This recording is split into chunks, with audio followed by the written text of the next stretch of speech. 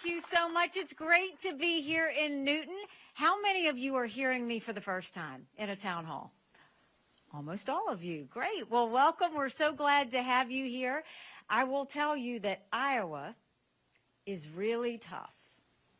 It's tough for a lot of reasons. You guys want the candidates to show up over and over and over again. You ask us the really hard questions and multiple questions and all of that. You know, it's all about us making sure we go to every spot and see everybody. So you're tough, but I get that because South Carolina is the same way. When we had presidential candidates come through, we expected the same thing. But the one thing that is like super tough about Iowa, it is cold here. It is so cold. Y'all would laugh at my jacket because we get cold in South Carolina when it's 50. When I got up this morning, like my face hurt.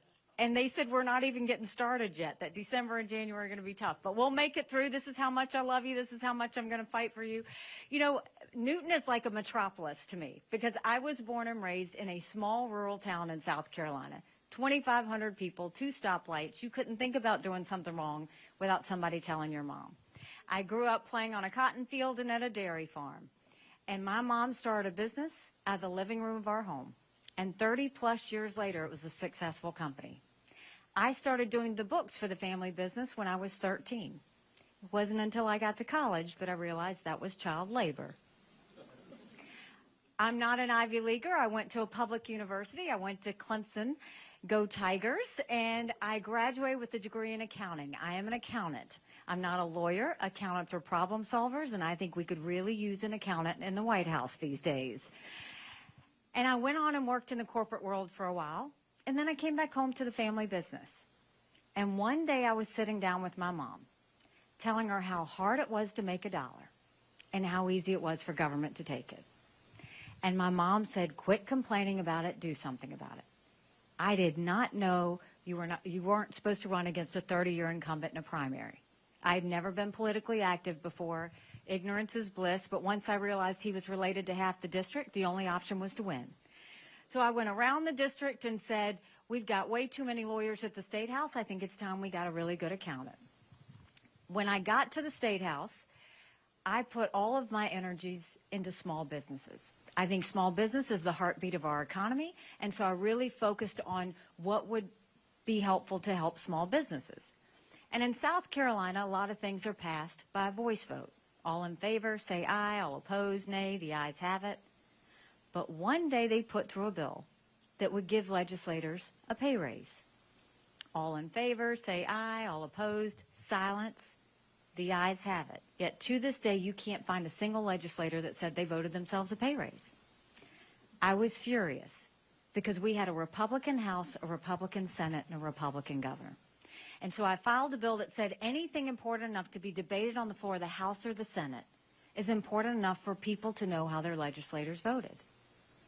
And the Speaker of the House said, put the bill away. We don't need to have it. We will decide what the public needs to see and what they don't. To sum it all up, when I didn't put the bill away, they stripped me of everything. I lost all my seniority. I lost my committee assignments. I could sponsor a bill. No one would co-sponsor. So I ran for governor. And I'm proud to say one of the first bills we signed into law is now in South Carolina. Anything debated on the floor of the House or the Senate requires a legislative vote on the record. And we took it a step further, and we did it on every section of the budget as well. And I love music. You were listening to my playlist earlier. And so on the day of the bill signing, we blasted throughout the State House, Pat Benatar's Hit Me With Your Best Shot. When I became governor, South Carolina was hurting. We had 11% unemployment. We had thousands of people on welfare. And South Carolina was the butt of the jokes. And so we got to work. By the time I left, we were building planes with Boeing. We were building more BMWs than any place in the world. We brought in Mercedes-Benz. We brought in Volvo. We had 5 international tire companies. And yes, they were calling us the beast of the Southeast, which I love. We went from that 11% unemployment down to 4%. We announced jobs in every county. And we acknowledged the truth. We said, if you have to show picture ID to buy Sudafed, If you've got to show picture ID to get on a plane, you should have to show picture ID to protect the integrity of the election process. We passed voter ID in South Carolina. We passed tort reform in South Carolina. We passed one of the toughest illegal immigration laws in the country. We paid down debt. We built up our coffers. We got thousands of people back to work. We cut taxes, and South Carolina was proud again. And by the time I left, we were named the friendliest state in the country, the most patriotic state in the country, and the #2 state in the country people were moving to. And then I got the call for the United Nations. And my honest answer was, I don't even know what the UN does. I just know everybody hates it. And I wasn't wrong. But when you get the chance to serve your country, you jump. And so I wanted those countries to know what America was for and what America was against. I didn't care if they didn't like me, but I wanted them to respect America. So we got to work.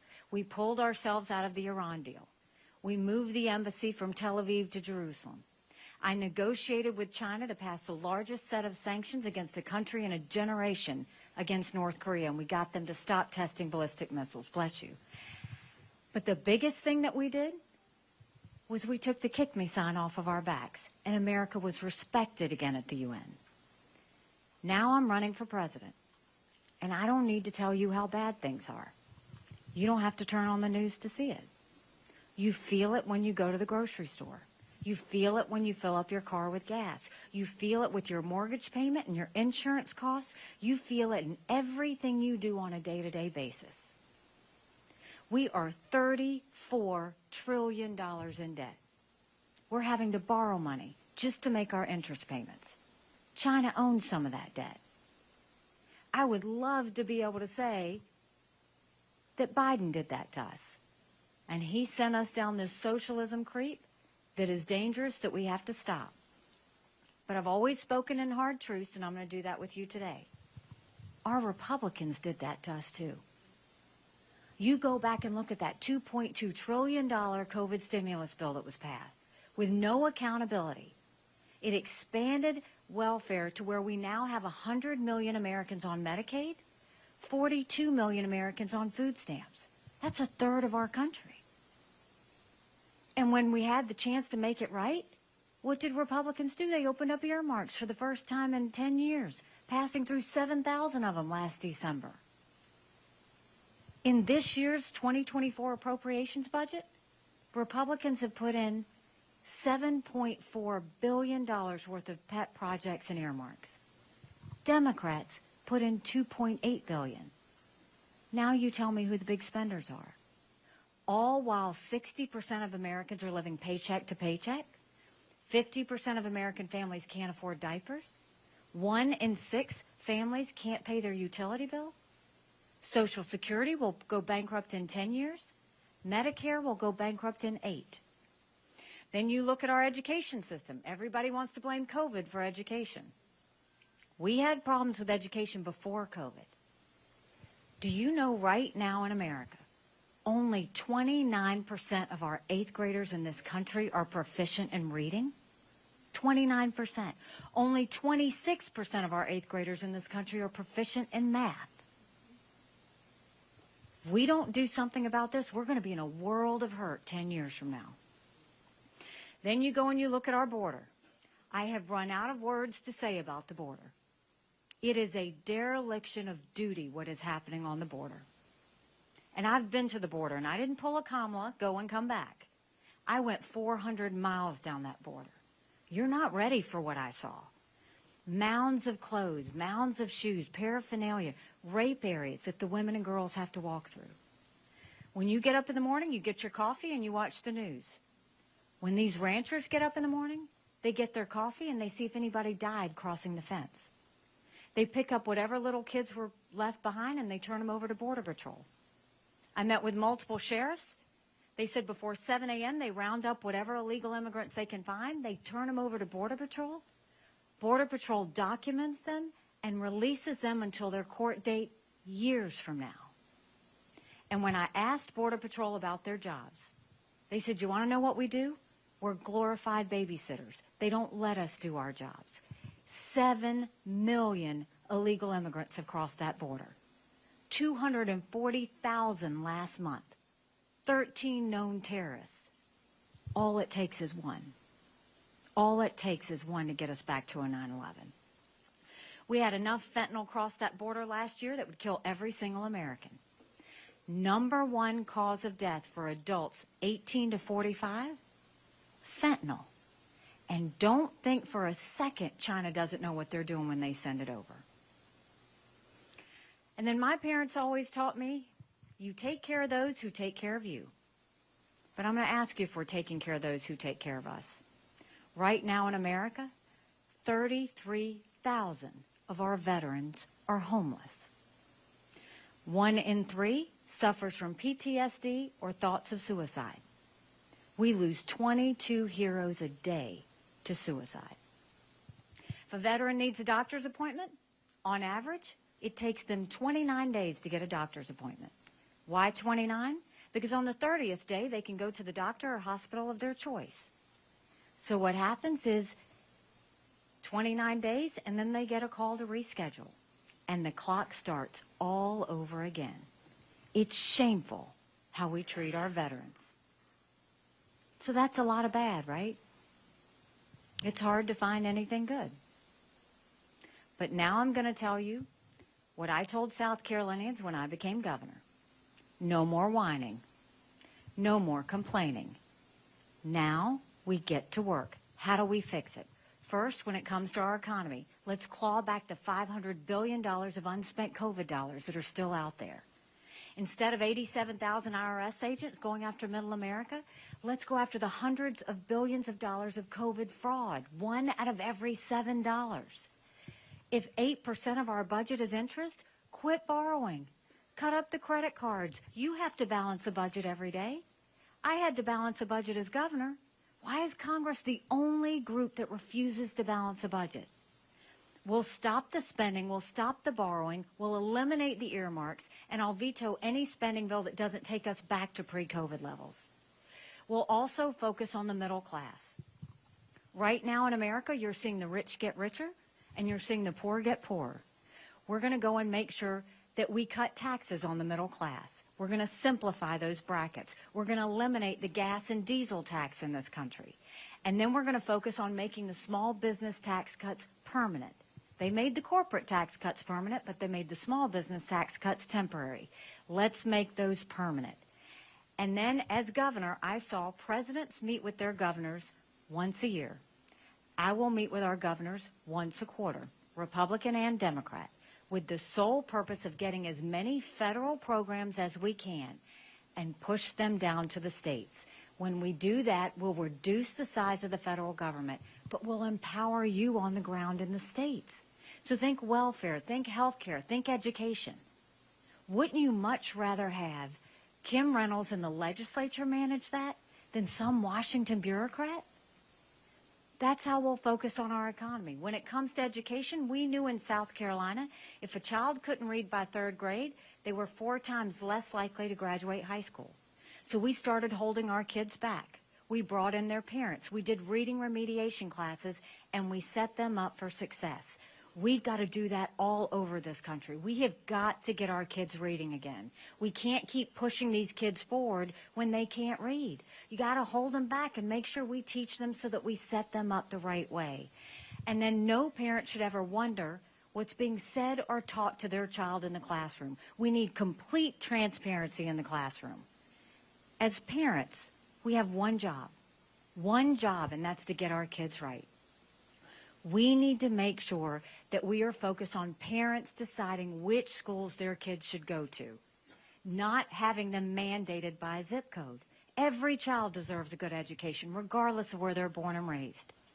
And then let's start building things in America again. Let's put vocational classes back into our high schools. In South Carolina, we had apprenticeships all over our state. We taught our kids how to build the things we were making.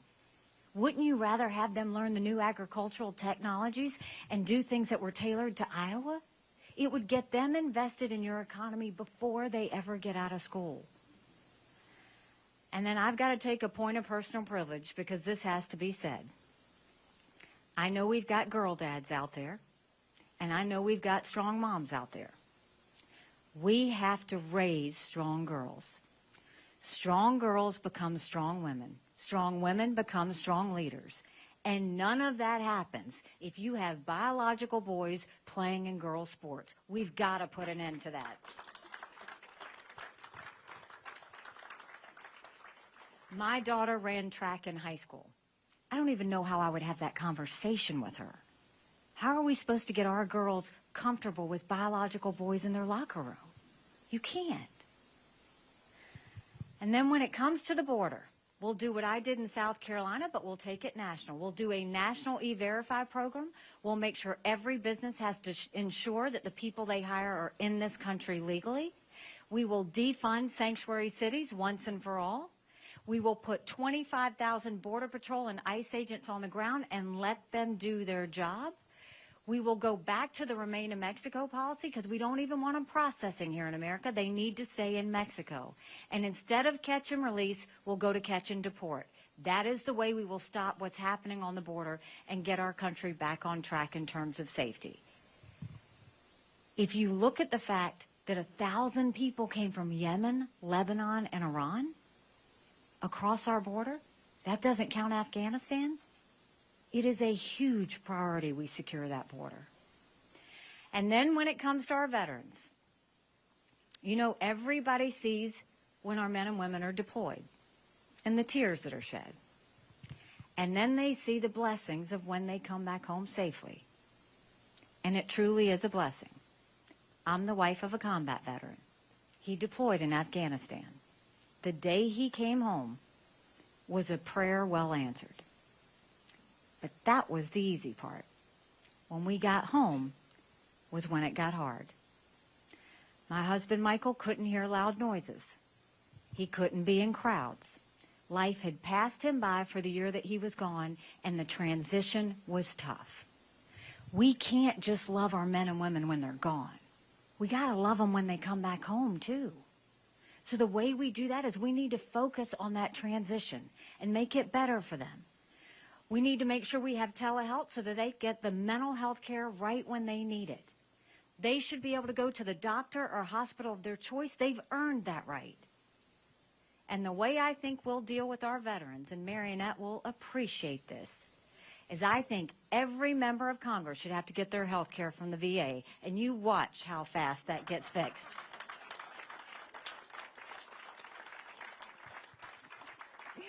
It'll be the best health care we've ever seen, guaranteed. I promise you that. So we have the answers on the domestic side. We know how we need to get our country back on track. Now let's talk about national security. It is not an exaggeration to say the world is on fire. We've got a war in Europe. We've got a war in the Middle East. We've got China on the march. You've got North Korea testing ballistic missiles. But make no mistake, none of that would have happened had we not had that debacle in Afghanistan. The idea that my husband and his military brothers and sisters had to watch us leave Bagram Air Force Base in the middle of the night without telling our allies who stood shoulder to shoulder with us for decades because we asked them to be there. Think about what that told our friends. More importantly, think about what that told our enemies. And now you've got this debate. Should we fund Ukraine or should we fund Israel? Should we fund Israel or should we fund the border? Don't fall for that, because they're not telling you the truth of what the reality is. Let's take them one at a time. Let's first look at what happened with Ukraine and Russia. We had no better friend at the United Nations than Ukraine. They were with us on everything. They voted with us on everything. At every press conference, they were there, whether I asked them to be there or not. They were a great friend. But here you have a thug that invaded this pro-American, freedom-loving country and have had 500,000 deaths because of Putin. All they want to do is have their freedom back. I don't think we should give them cash. I don't think we should give any country cash. I'm adamantly opposed to that. I don't think we need to put troops on the ground. But we need to give them the equipment and the ammunition to win. Now, this is the part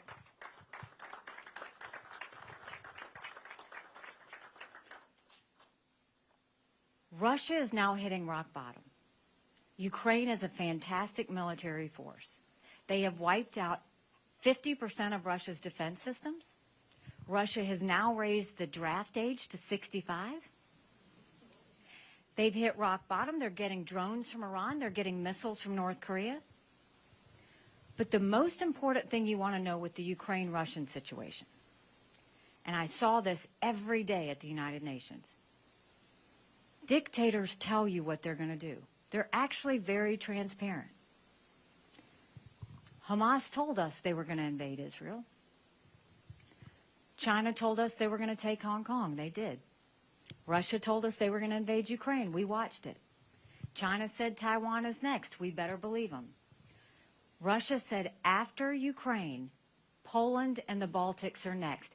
If that happens, those are NATO countries and we are at war.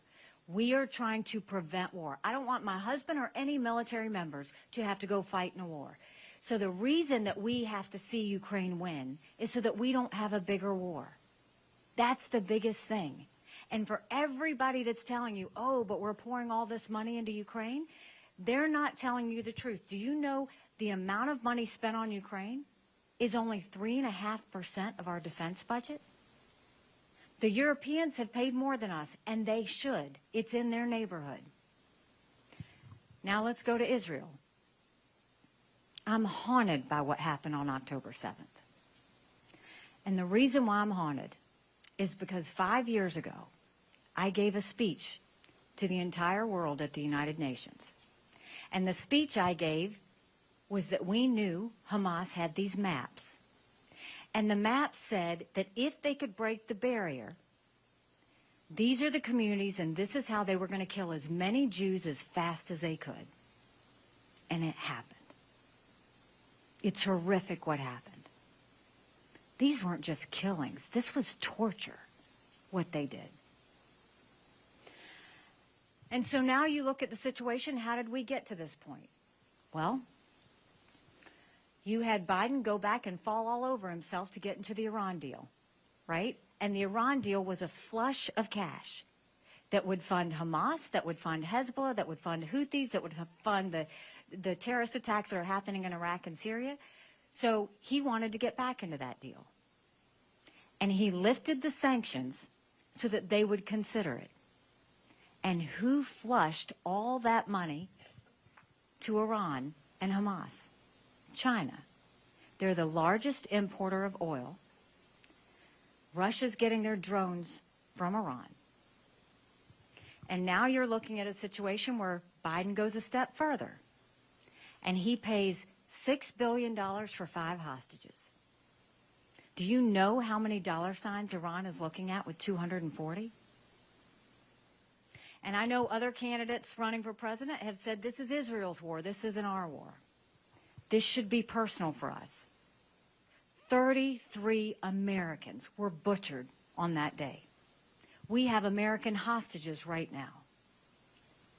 We should be doing 3 things. Give Israel whatever they need, whenever they need it, no questions asked. God help us if we don't stick with this. The second thing is, we need to eliminate Hamas. Don't weaken them, eliminate them, because they will do this again. When that torture happened, and those bodies, those people were beheaded, and those babies were burned, and those girls at the concert were raped, and their naked bodies dragged through the streets of Gaza, what were they saying? Death to Israel, death to America. Don't ever forget that. Israel is the tip of the spear when it comes to defeating terrorism. It's never been that Israel needs America. It's always been that America needs Israel. And we need to focus on making sure that we do that. The third thing we need to do is do whatever it takes to get our hostages home. We have to do that. I was in those tunnels. I've been on every one of those borders in Israel. And I was in those tunnels. They are incredibly sophisticated. They hold massive amounts of equipment, ammunition. I promise you that's where the hostages are right now. It's like a city underneath a city. And their biggest hubs are underneath hospitals, underneath schools, underneath playgrounds. Why? Because they know Israelis value life. And they don't.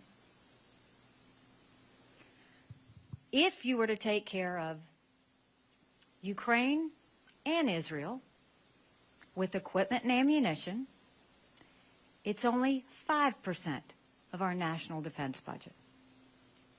But the other side is, if you leave Ukraine, you can bet they're going to say they want to leave Israel in a year. And do you know what our enemies say? Putin's already been on record saying it. He's salivating at the fact that he knows that the U.S. is going to leave Ukraine. He wants us to do it. But if we leave Ukraine, who is ever going to trust us again? And understand, we don't want a long war. We should never want to be in long wars. This war never should have happened. Russia surrounded Ukraine, and Biden had the chance to do something that whole year ahead of time. And then when this did happen, if Biden would have given that equipment and ammunition right when Ukraine asked for it, the war would be over by now. But he's still not giving them what they need in enough time. He hasn't been a leader on this. Then there's China, our #1 national security threat. And I saw at the United Nations, they have been planning war with us for years. That's not an exaggeration. They are already in this country. They have infiltrated. They bought 400,000 acres of U.S. soil, most recently near Grand Forks Air Force Base, where our most sensitive drone technology is. They bought the largest pork producer in the country, right here in Iowa. We see that they've flushed lots of money into our universities, millions of dollars, stealing our research, spreading Chinese propaganda. They're trying to steal our seed technology now from our farmers and do as much damage as they can. We all got upset about that Chinese spy balloon flying ahead. What about the fact that 90% of our law enforcement drones in this country are Chinese?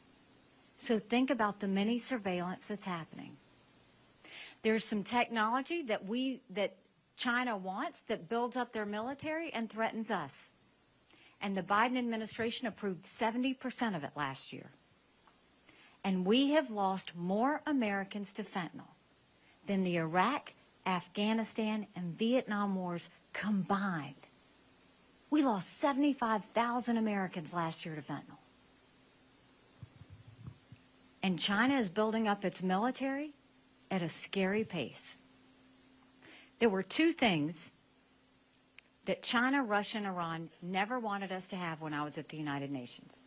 They never wanted us to be energy independent, and they never wanted us to have a strong military.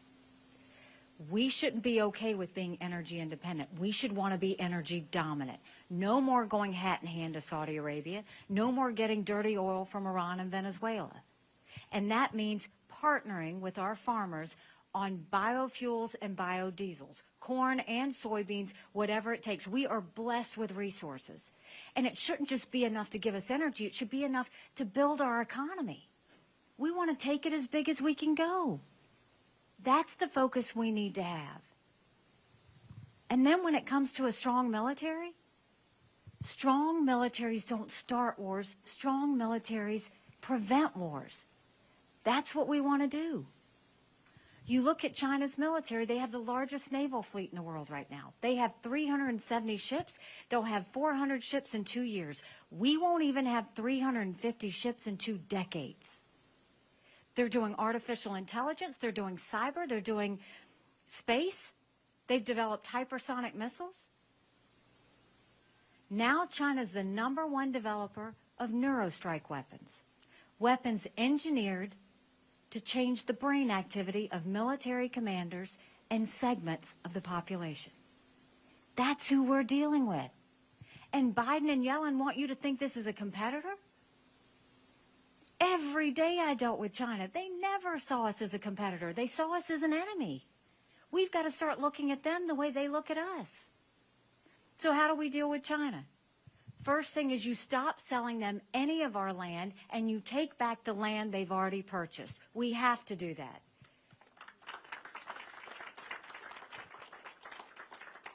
The second thing is it's not just Chinese money going into our universities. If you see all these pro-Hamas rallies happening, that's Arab money going into our universities too. We need to go to all of our universities and we say, you either take foreign money or you take American money, but the days of taking both are over. And we get that infiltration out of our universities.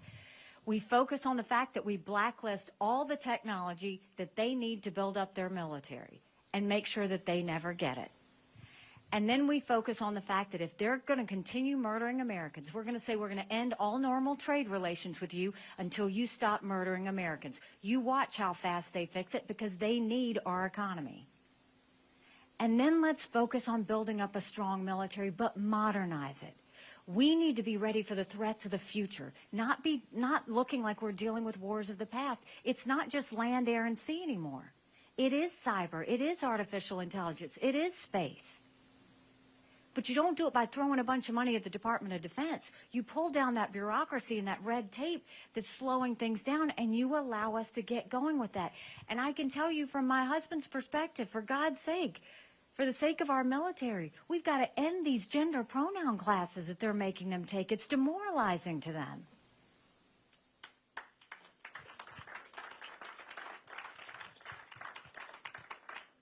So we've talked about Ukraine, we've talked about Israel, we've talked about China. Now I want you to step back a second and look at how we connect the dots. Russia and China named themselves unlimited partners. And after a year of naming that, they got together to celebrate. And President Xi told Putin, on record, look at all that we've done together and look at what's happened because of it. You go and you look, there's a reason that the Taiwanese want us and the West to help the Ukrainians. Because they know if Ukraine wins, China won't invade Taiwan. There's a reason the Ukrainians want us in the West to help Israel. Because they know if Iran wins, Russia wins. This is all connected. China and Russia are unlimited partners, and their junior partner is Iran. When that happened on October 7th in Israel, Putin didn't call Netanyahu. He did 10 days later. First call he made was to Hamas. Hamas came to Russia and said, Russia is our very best friend.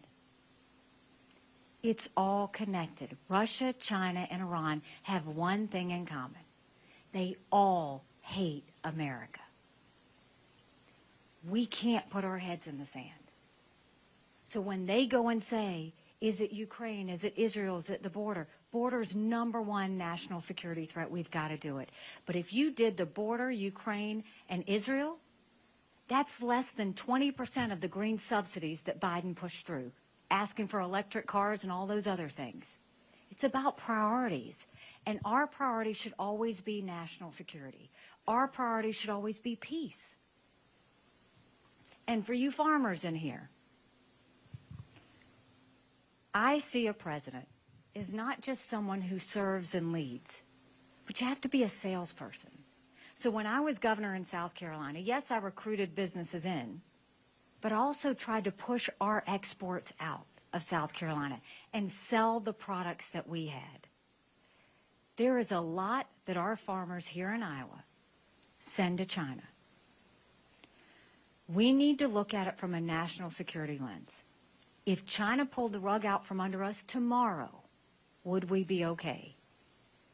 My goal is to get all of these agricultural products that you're sending to China and move those over to India.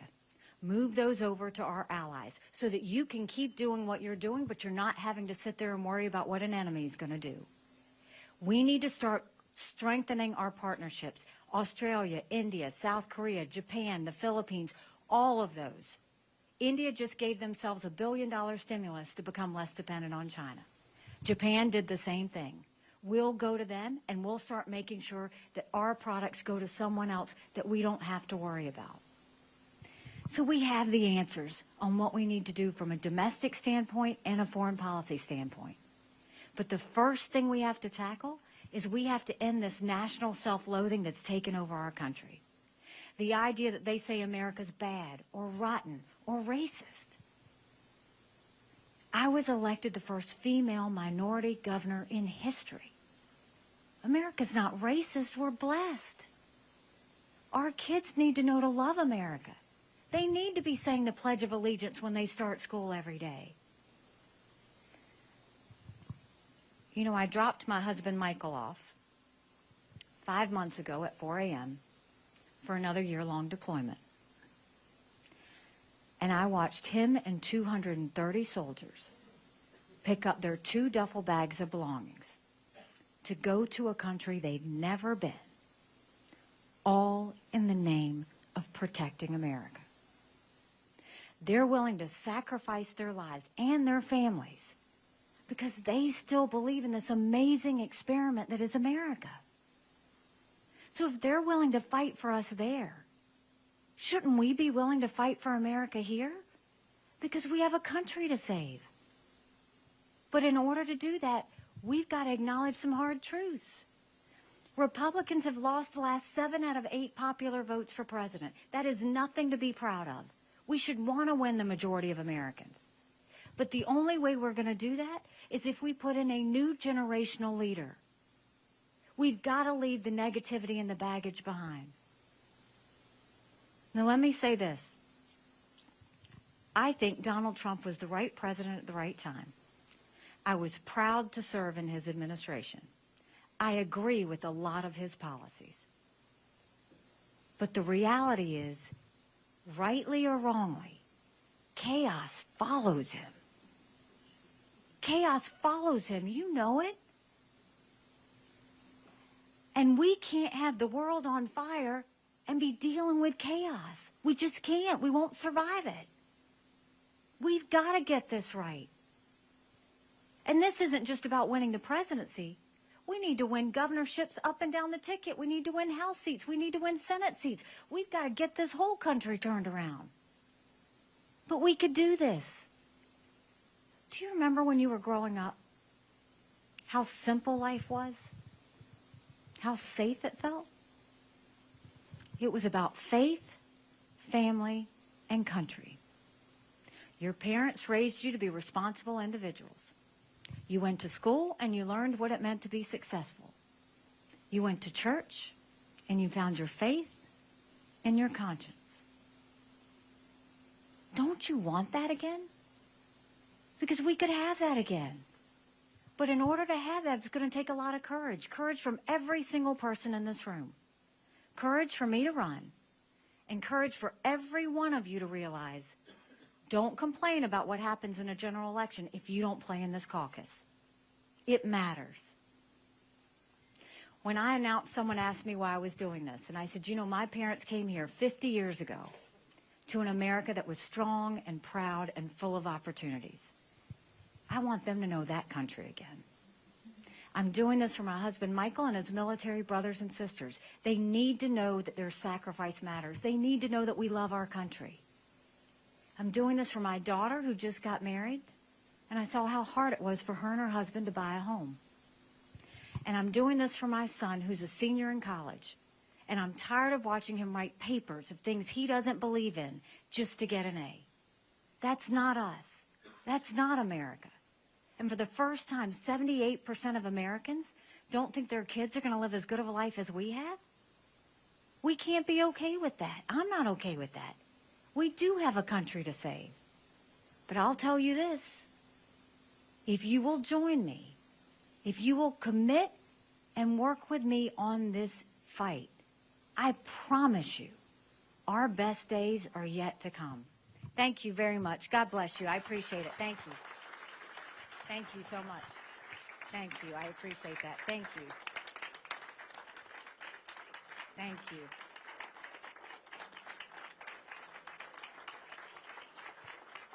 Thank you so much. Y'all know how to make a Southern girl feel good, and I appreciate that. Y'all have been so good to listen to me. We're going to turn the mics around on you. If anybody has any questions, there's nothing I won't answer. You may not like my answer, but there's nothing I won't answer. They've got microphones. Just hold your hand up high, and they'll come to you. I would like to know how you plan to take the land back that has been sold to other countries. It's a national security threat. If ever there is anything that harms America or threatens America, we have an obligation to go and get that threat back out of our country. And you can go and look at what they've bought and the cables that are running underneath the land that they've bought. Those are, it's all surveillance. And not only that, we don't just need to stop at pulling that land back. All of these police stations they've set up around our country, we need to make sure that those are shut down. Those don't belong here. We also need to make sure that all of the foreign intrusion that has happened, first, out of our universities, get it out. Secondly, if you go and you look on social media, you see these rallies and these protests that are happening. TikTok. Did y'all hear yesterday? The big thing pushed on TikTok is they're showing Osama bin Laden's letter that he wrote a week after 9/11. And now you have members of our younger generation, they're saying now they understand why he did it. That's disgusting. But that's not America doing that. That's China doing that. That's why you have to ban TikTok. Nepal just came out yesterday, and they're banning it because they see what's happening in their country. India did it. Why are we the last ones to do it? And then you look at our regular social media, Facebook, Twitter, Instagram. All of this ability for them to divide our country and cause chaos is happening not even from real people, they're bots. So our social media companies need to show us their algorithms and let America see what they push and why they push it.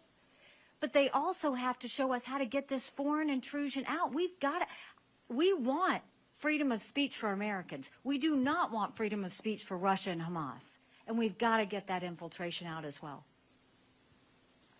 Yes, sir. Welcome to Jumpin' Jasper County, Thank you. Ambassador. It's great to have you here. Thank you. You recently disclosed that you worked for Prism Global Management, and I'd like to know what that entity is and what specific work you did for that entity. And thanks for being here. Sure, of course. It's all consulting. I mean, I have a depth of knowledge on foreign affairs, and so what they do is they ask me anything that's going on. For example, they'll ask me what's going on in the Middle East, or they'll ask me what I think about China. The big thing with Prism Global is they want to make sure that companies stop investing in China. That's the biggest goal, is how do we make sure that we're moving away from Chinese investments and moving towards other investments. And so I consult them and give them advice on that as they decide what decisions they're going to make. I'm going to stand up and do this. I was an undecided voter when I walked in here today. And I am no longer an undecided voter. And I just want to tell Nikki that I wholeheartedly support you. And I want to tell the people in this room, this all happens in Iowa. Don't look at the polls.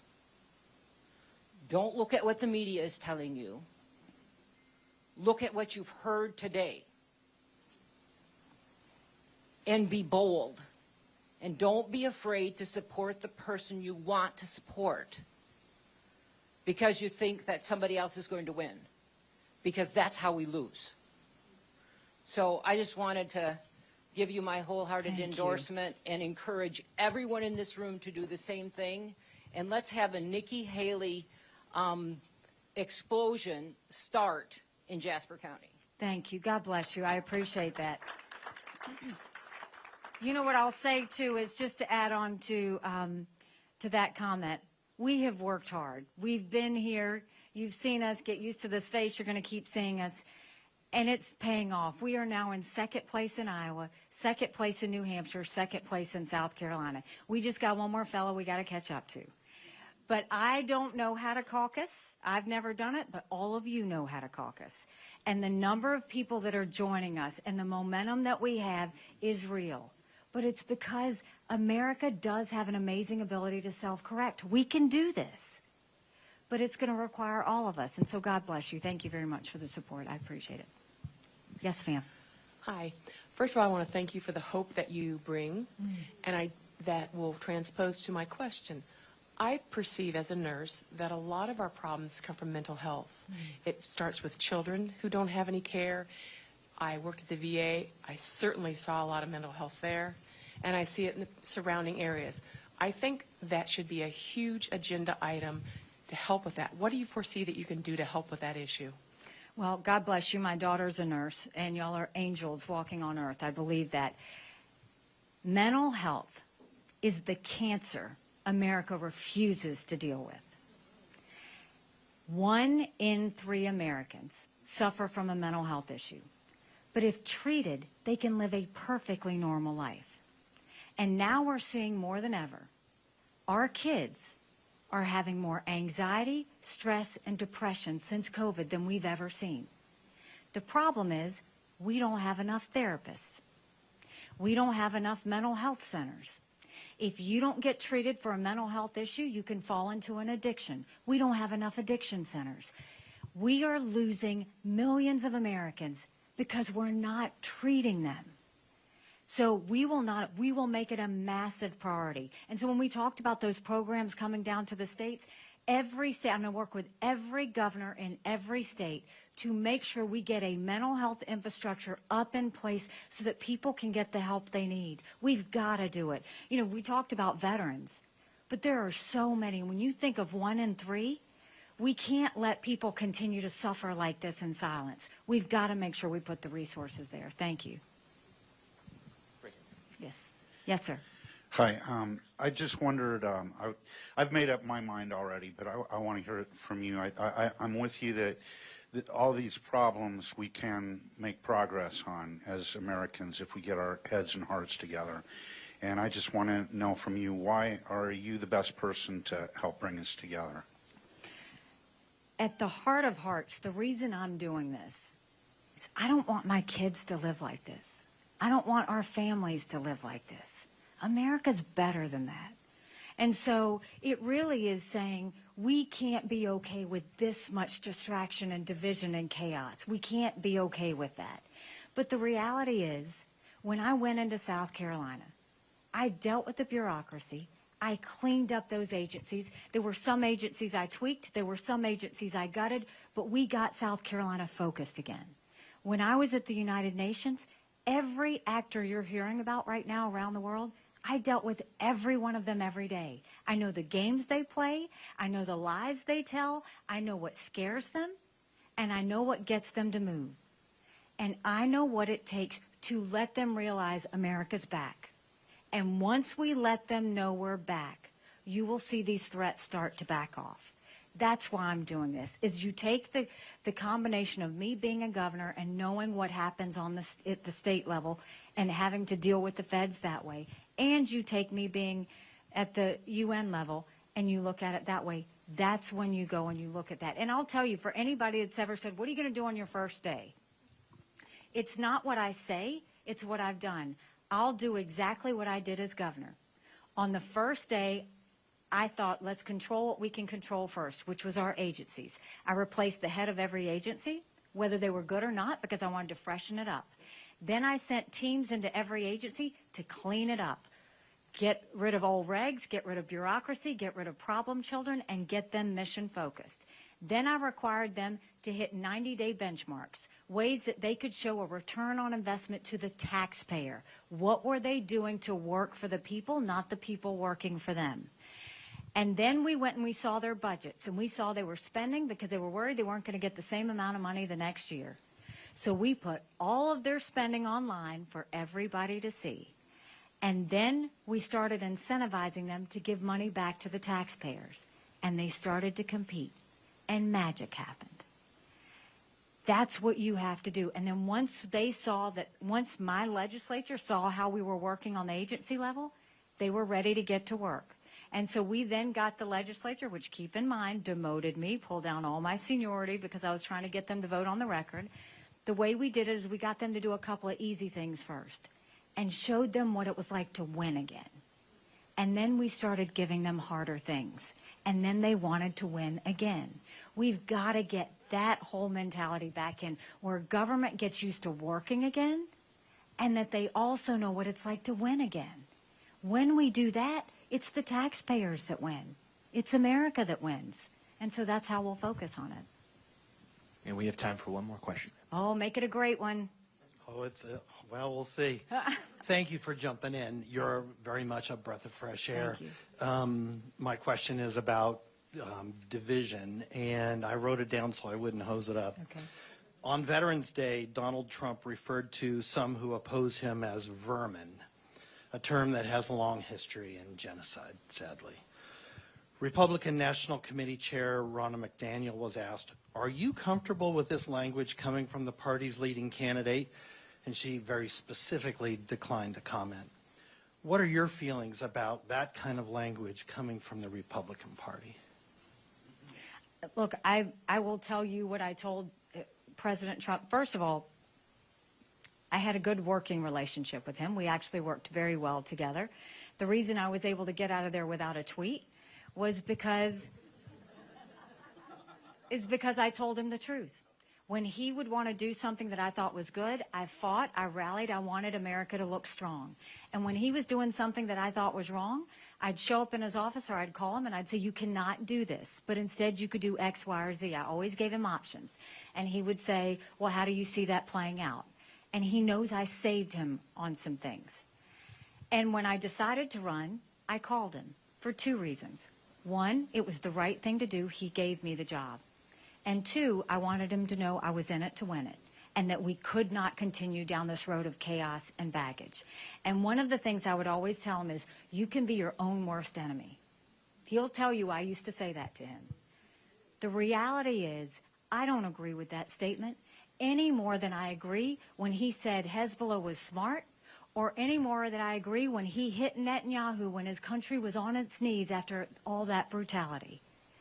It's the chaos of it all, right? And so I think he means well. But the chaos has got to stop. And over again, we feel it. And you look at the elections from last week or 2 weeks ago when we lost again. That's chaos. You don't fix Democrat chaos with Republican chaos. We got to get smart. We got to start focusing. So it's not so much about Donald Trump and yes, his personality is not my personality, and yes, he says things he shouldn't say. We look so distracted right now. And when America's distracted, the world is less safe. And look at what happened when Israel was distracted. My problem and my concern is right now, everybody's acting like it's September 10th.